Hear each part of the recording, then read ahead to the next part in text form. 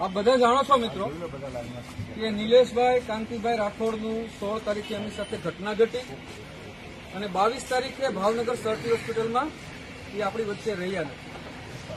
આ સરકાર સામે જે આપણી 5 માંગણી હતી એમાં માથાભારે જે દબંગ આરોપીઓ છે એની સામે ગુસ્સી ટોક લગાડવાની વાત કરવામાં આવી હતી.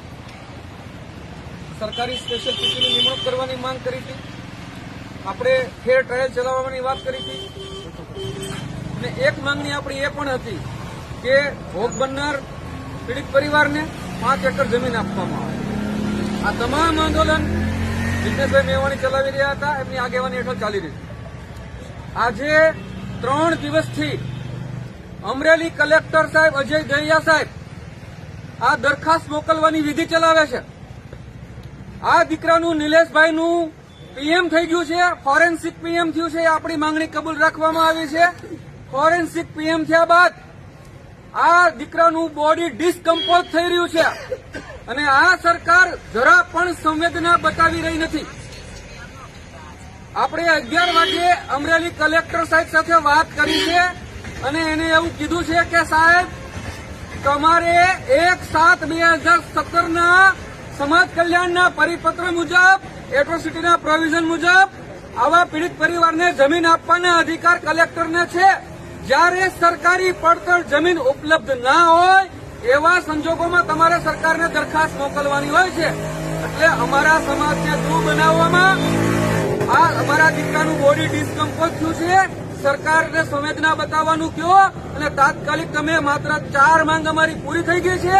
છેલ્લી માંગ જે છે રેવન્યુ તંત્રને લગતી છે, આપના અધિકારમાં છે. 1 કલાકની અંદર તમે આ પીડિત પરિવારને કબજા સાથેનો હુકમ આપવાની કાર્યવાહી નહીં કરો, હુકમ નહીં આપો તો કલાક તમારી ને બીજી કલાક અમારી છે. આ દીકરાનું ડેડ બોડી અહીંથી સરટી હોસ્પિટલમાંથી લઈ અને ગાંધીનગર મુખ્યમંત્રીના બંગલે આવીશું એવું એમને ટેલિફોનિક સૂચના આપી દેવામાં આવી છે. આ ફેસબુક લાઈવના માધ્યમથી સોશિયલ મીડિયા જે આપણી પાસે છે તમામને કરબદ્ધ વિનંતી કરું છું કે જેટલા મિત્રો જોઈ રહ્યા હોય વિડીયો શેર કરો અને ઝડપથી અહીંયા ભાવનગર મુકામે પહોંચો.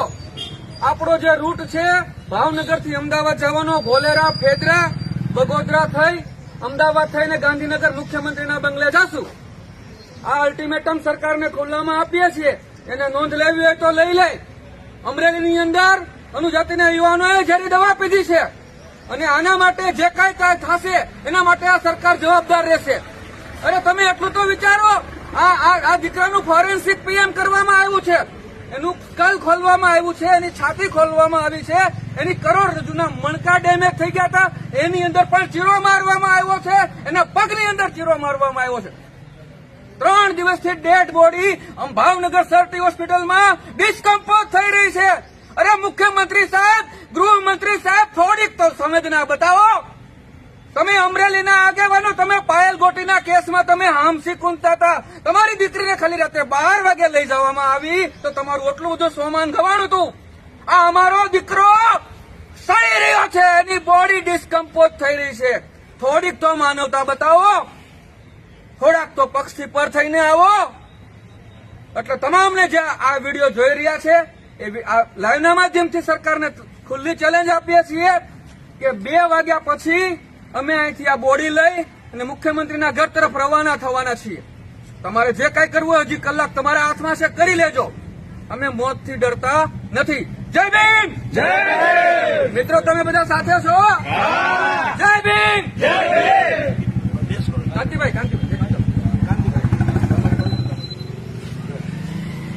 નિલેશના પપ્પા બોલું છું, કાંતિભાઈ ખોડાભાઈ રાઠોડ. મારા દીકરાને ડેડ બોડી પડી છે. સરકાર તંત્ર કોઈ પણ ત્યાં ધ્યાન દેતું નથી. આ બોડી લઈને એમાં મુખ્યમંત્રીના ઘેરે જાય છે. તમામ સમાજ મને જગા હાલી અને સપોર્ટ આપે.